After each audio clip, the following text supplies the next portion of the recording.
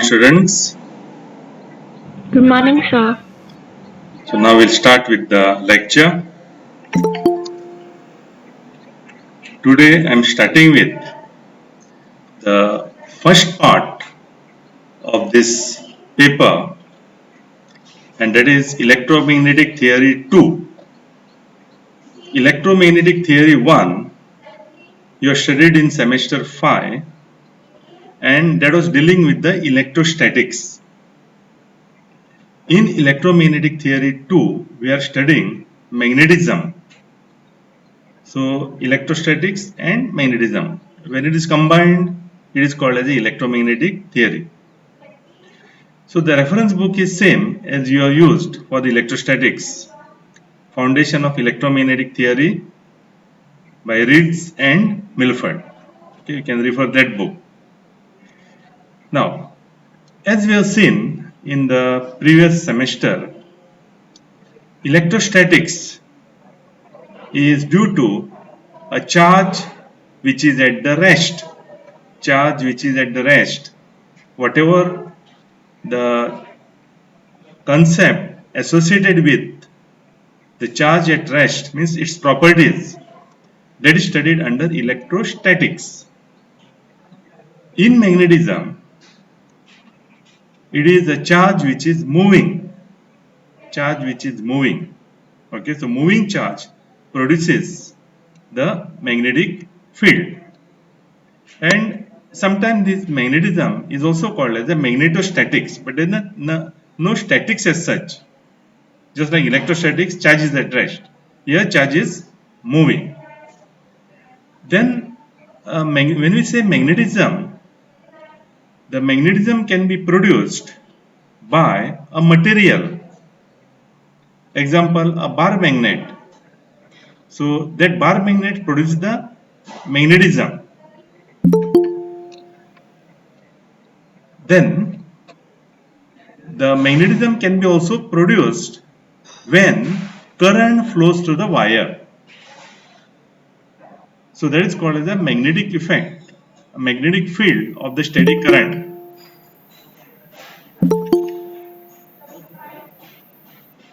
Now this phenomena that current carrying wire produces the magnetic field was first discovered by scientist known as Oersted.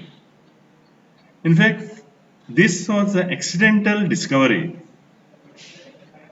The Oersted were working on the electrical circuit. So he had an electrical circuit. Beside that, many other apparatus were there on the table. One of them was the magnetic needle.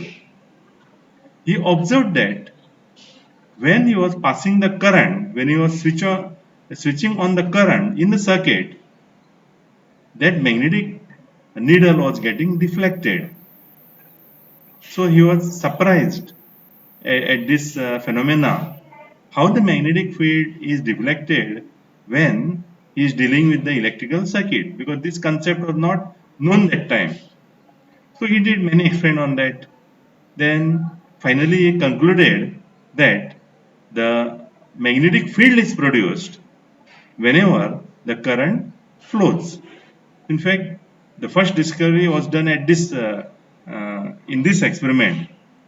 So whenever current flows the circuit, then it produces a magnetic field, or whenever current flows the wire, then it produces the magnetic field. Then more experiments are conducted by other scientists also, and then finally they came to the conclusion that any moving charge, see now in the circuit, electrons are moving in the wire, but it need not be in the wire. Otherwise also outside, if any charge, need not be electron, any other charge moves, it also produces the magnetic field. Okay, so that came to know later. So they said that whenever a charge moves, a magnetic field is produced. So now magnetism is produced by the moving charge. Electrostatics is produced by the charge at the rest. So electric field is produced by the charge at the rest. If the charge is moving beside the electric field, it will also produce the magnetic field. So that was the discovery which was done. So that is what we are studying in this chapter is magnetic field of the steady current. Okay, and the next chapter we will study the magnetic field produced by the materials. Material means any material like a bar magnet. Why the magnetism is produced. Now the very important law in the magnetic field of the steady current is given by what is called as the Biot-Savart law. Biot-Savart law. So we'll first study the Biot-Savart law, and then we'll apply it to find magnetic field due to infinitely long straight wire. So first we'll take a Biot-Savart law. Now this Biot-Savart law is similar to the Coulomb's law in the electrostatics. See, Biot-Savart law is similar to the Coulomb's law in the electrostatics. So idea of the Biot-Savart law was taken from the idea of the Coulomb's law. In fact, idea of the Coulomb's law was taken from idea of the Newton's law of gravitation. Actually, what happened? These laws were not derived. So Newton's law of gravitation, that F equal to G m1 m2 by r square. So the Coulombs tried to take this form of the equation and he applied to the electrostatics by taking the quantity associated with the electrostatics, and he found that it works well. Okay. In same way, the Biot-Savart law, he got the idea from the Coulomb's law. Now let us see what is the Biot-Savart law. Now what we do here is we take here a wire. So what is done here is segment of the wire. So wire is there. Okay. And I'll take off any shape. It is not a straight. So we'll take in general, not a straight. So afterwards we can apply to the straight wire. There is a particular case. Circular wire, there will be another case. So wire is there carrying a current. Say now carrying a current means what? It is connected to the battery. So in the magnetism we don't show the battery. So when we draw the wire and mark the current with the proper direction, it is understood that the current is flowing to the battery which is connected. Then we have to find out what is the magnetic field at a certain point. See, magnetic field at a certain point. Let us say at a point P. Now this point P is at a different distance from the wire. So it is not possible to find the relation between magnetic field because at a given point a constant magnetic field is produced. The distance is different. So what is done is this wire, a small part of that wire is taken. See here it is marked. A small part of the wire is taken, and that small part of the wire we call it as element. Element means its dimension is tending to 0. Very small. Very small means it is so small that its dimension is tending to 0. So here it is the length we have taken, length of the wire. So length of the wire. Okay, so the length of the wire is taken, and here this length is very small. Length is tending to 0. So we call it the length element. Okay. Then see from this point we draw a line here to the point where we are finding the magnetic field. So we will call it as the position vector. So in this case r is the position vector. R is the distance where you have to find the magnetic field due to the element. Then this element will be written as a vector quantity. So we give a direction to that. So element is like a point because the length is tending to 0. So you draw the tangent.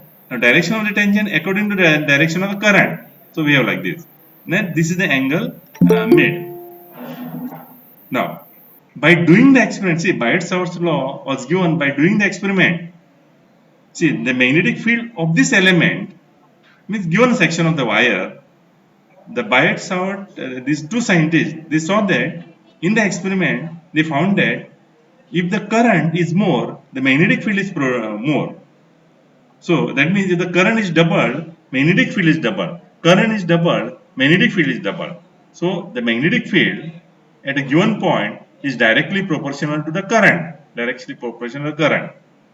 Then if the length of the segment of the wire is more, then magnetic field is more. Suppose double the length is taken, then magnetic field will become double. That means that magnetic field is proportional to the length of the element. Length of the element. In your notes, this length of the element is missing, so you can insert that length of the element. Then beside that is found that at a same distance from the element at the same distance, but at a different point, different orientation. That means that this angle theta will be different. So at a same distance, but at a different points. See, there can be so many points which are at same distance from that element. It was the magnetic field was different, and it was found that that magnetic field depends upon sign of that angle made by that position vector and the element, direction of the element, sign of theta. Okay, so and if the distance is more, then field was less. Field was less. One can easily find out the field is more or less by keeping the magnetic needle there and finding the deflection. And it is found that it is inversely proportional to r square. In fact, they tried this because in the electrostatics, the field also depends upon inverse square. Even in the gravitational field, the field depends upon inverse square distance. So they tried it and they found it that the magnetic field is inversely proportional to r square. Okay, so these are the three quantities. So this is written, dB is written because it is written for the element. Because element is small, the field due to that will be very small. Okay, so it is proportional to the current, proportional to the length of the element, and sign of the angle made by the position vector and the element, and inversely proportional to the r square. Okay, this is what the Biot-Savart's law found in the experiment. By doing the experiment, they found this relation between magnetic field, current, length, angle, orientation, and the distance. Then the constant of proportionality is taken here. See here, dB, mu naught by 4 pi. This is a constant of proportionality. Mu naught divided by 4 pi. Okay, and just like in the electrostatic, we have quantity 1 upon 4 pi epsilon 0. Epsilon 0 there is called as a permittivity. So try to remember this. Epsilon 0 is permittivity, whereas mu naught is permeability. Actually, the literal meaning is same, permeability or permittivity, something which allows. We'll see afterwards what it allows. Okay, so epsilon 0 is called as the permittivity, and mu naught is called as the permeability. And there 1 upon 4 pi epsilon 0 is there. Here mu naught by 4 pi is there. And why that that constant is written this way? That's the reason for that. Because later on the expressions become simpler if you, instead of writing the constant as k or c or a, mu naught by 4 pi, the later formulas become easier. That's why it is taken that way. So the constant of proportion is mu naught by 4 pi. The value of mu naught by 4 pi is found to be 10 raised to minus 7. Just like value of 1 upon 4 pi epsilon 0 is 9 into 10 raised to 9. So value of the mu naught by 4 pi is 10 raised to minus 7 SI units. Now in fact, later on we will find that many of the expressions in the magnetic field, they are similar. The form is same as that of the electrostatics. In fact, if you take some, not every, but most of the equation if you take, if you replace epsilon 0 by 1 by mu naught, if you replace the other physical quantity like the dipole moment by the magnetic dipole moment, and so on, then you get the formula in the magnetism. Okay, so in fact the magnetism is more difficult to study, so many times they write by comparing and contrasting the formula derived in the electrostatics. Okay, then magnetic field is a vector quantity, so remember that Biot-Savart's law gives the expression for the magnetic field.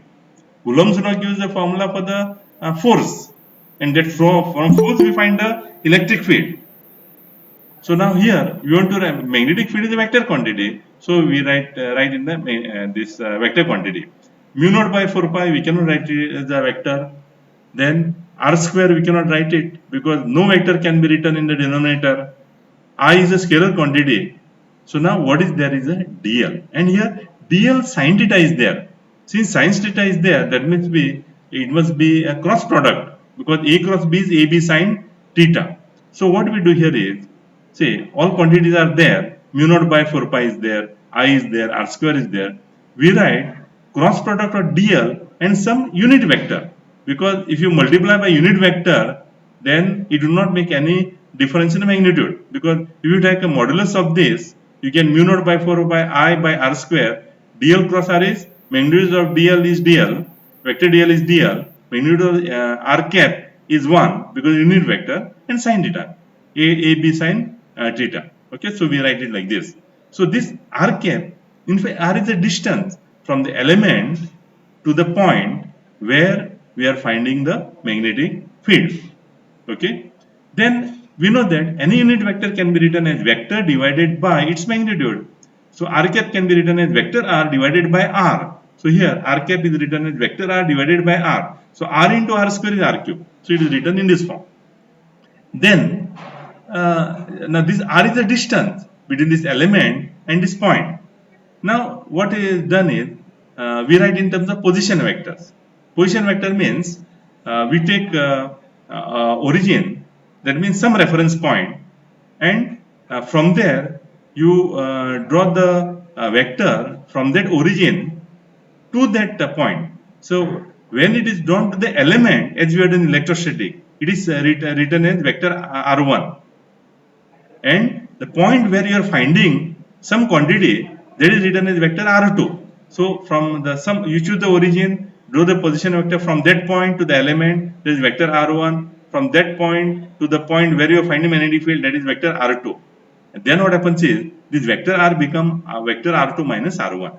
So here this form we have written in terms of the position vectors. Okay, position vector. Then see, this is the magnetic field is due to the element. Suppose you want to find out due to full wire from one end to the other end. Then what you should do is, you go on adding the magnetic field due to each and every element. You have to add it. I'll tell you, although it is vector quantity, why it is to be added? Because vector quantity is not always you have to do the addition. It can be subtraction also, or you have to take angle into account. But you have to add it. That I will tell you afterwards. Okay, and to add that, you do the integration of d vector b. Okay, so here when you substitute this vector db, you get the mu naught I by 4 pi is constant, comes out, integral of vector dl cross vector r2 minus vector r1 divided by vector r2 minus vector r1 cube. Now this, what is given here in the box in the blue outline, that we are going to use. Directly we will use. See this formula, magnetic field due to any wire, mu naught I by 4 pi integral of vector dl cross vector r2 minus vector r1, vector r2 minus vector r1 cube, and vector r1 is a position vector of the element, and vector r2 is the position vector of that point where you are finding the magnetic field. So this, what is given in the box outline with the blue color, it will be used in many places little later. Now SI unit for a magnetic field is Tesla. SI unit of electric field is Newtons per Coulomb. See, SI unit for the electric field is Newtons per Coulomb. SI unit of the magnetic field is Tesla. Okay. Now this is the unit for that, and this is the formula. Then since the vector, how to find out the direction? Now you find the direction of the magnetic field due to the element here. See here, if you see this formula, this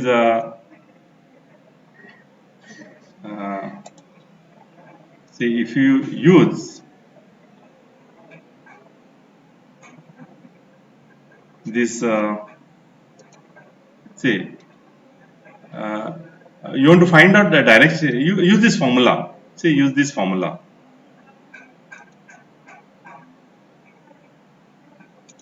Say, you use this formula. Okay.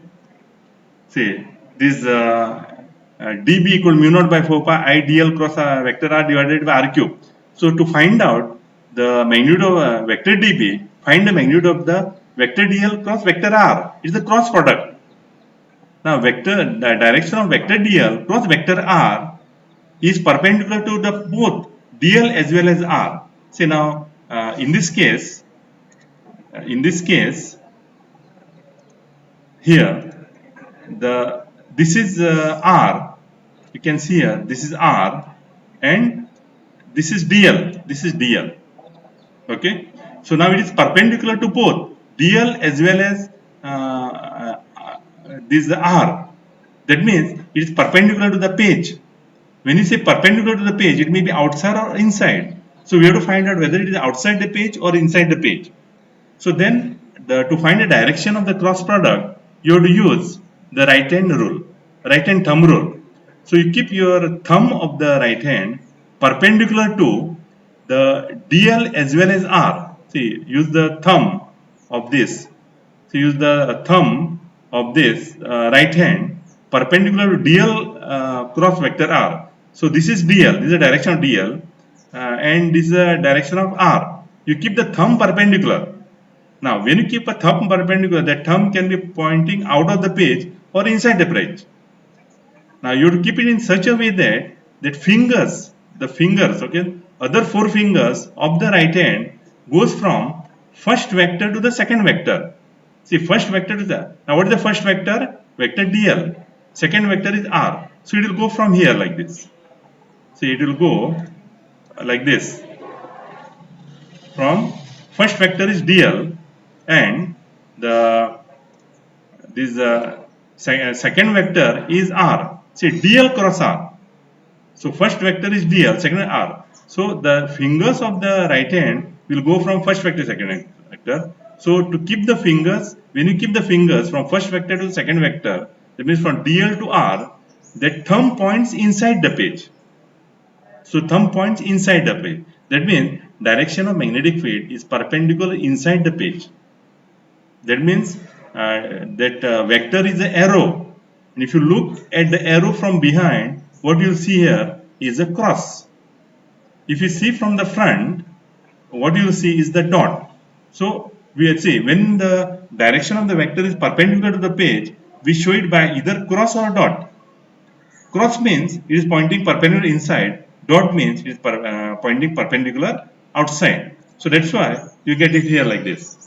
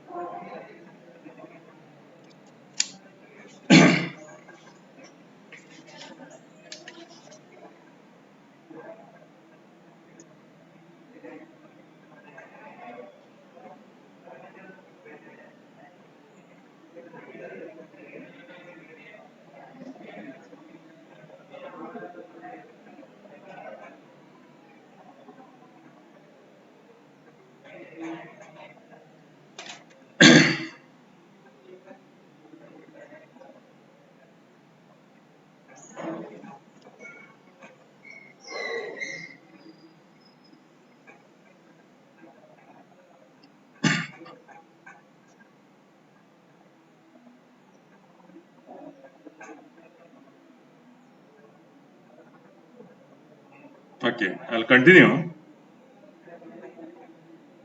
Hello, can you hear me? Hello?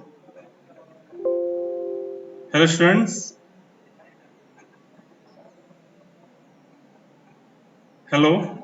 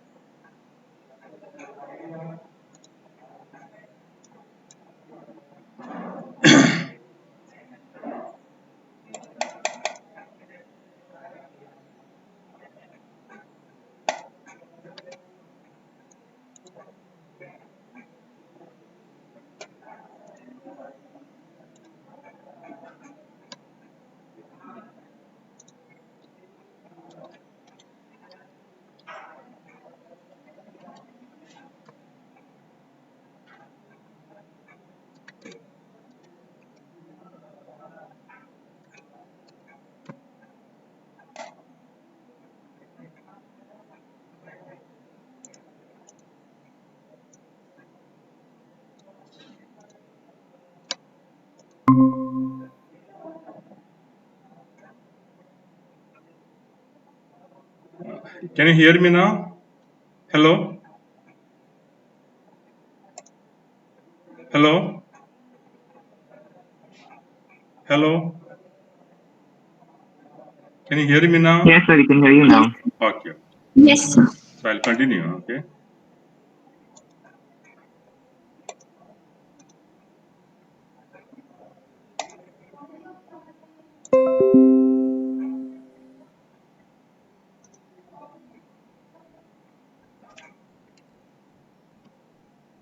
Okay. Now I'd come up to this, right? Uh, have you heard about the directions which I was mentioning to you? Direction of the magnetic field. Hello? Just answer. No, sir. No, about the formula at least. What is given up to that? What is given the blue box? At that time, this thing was on. My presentation was on. Hello? Up to this vector B equal to mu naught I by 4 pi. Integral of Sir, dl. sir, when you were explaining about the right-hand thumb rule, that time the network got lost. Okay. So formula have come. Okay. Now here, say, Yes, sir. uh,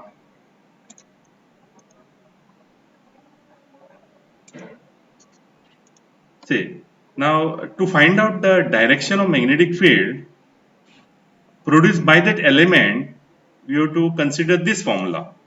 Okay.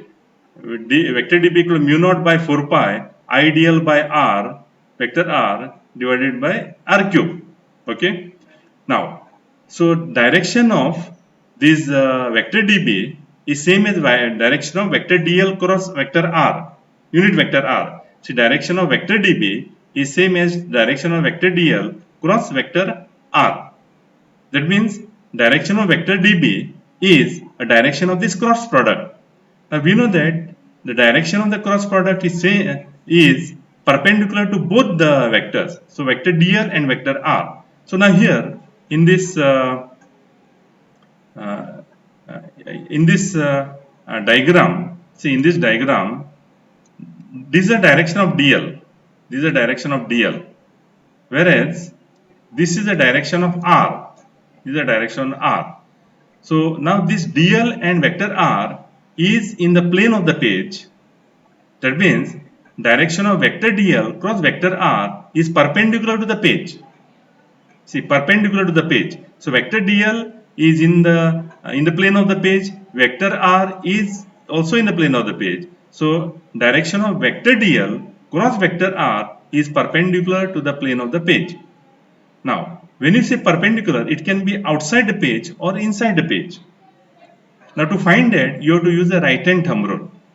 So, in the right-hand thumb rule, now what is to be done is, see in the right-hand thumb rule, what is to be done is, you keep the thumb perpendicular to both first vector as well as second vector, vector dl as well as vector r. Keep the thumb perpendicular to both, but you can keep the thumb perpendicular coming outside or perpendicular pointing inside.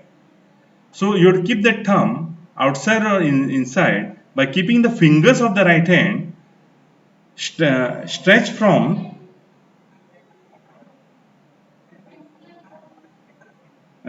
from first vector to second vector. So here, see here, it is from first vector is dl, second vector is r. So the fingers should be curled from first vector to second vector. So in this case, when you curl the fingers from the first vector to second vector, then thumb will point inside. So direction of magnetic field is inside. Direction of magnetic field is inside. So to show that inside, we show it by means of the cross. See, when you look at the arrow from the back, what it looks as a cross, and when you see the arrow from the front, what it appears to be a dot. So to show that it is perpendicular inside, we mark it by cross, and to show it perpendicular outside, mark it by dot. So here it is marked with the cross. perpendicular inside. Now, so this is a direction. Is the direction of this vector dB. Now, if you take the use the right hand thumb rule for each and every element. So if you use it for each and every element, then you'll find a direction always inside. So the magnetic field due to all other element also it is inside. That means what is to be done is when you find a total magnetic field due to all the elements of the wire, what is to be done is this you have to add it because all of them have the same direction. You have to add it. That's why we take vector b equal to integral of vector db. So vector b is equal to integral of vector db. Okay. So this is how to find out the magnetic